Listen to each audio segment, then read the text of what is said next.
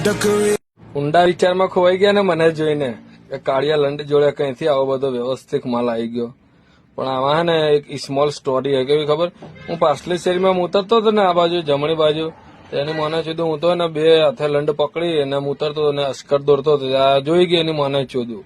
એ વળી આ તો ભાઈ ઉતરીને આપણે નવરા થયા ને ત્યાં મને બોલાવ્યો ને સીધા 20,000 રૂપિયા આલી જ દીધા કે લે વાપરજે, એને નંબર આલ્યો કે પૈસા ખૂટે ને તો કે ફોન કરજે.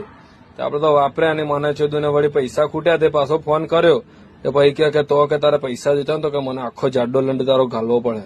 તેની મને ચોદ્યું ખબાખાચ એવી ચોદી ને વ્યવસ્થિત, મેં તો ગાંડે મારી લીધી એની મને ચોદ્યું, ખબાખાચ ચોદી.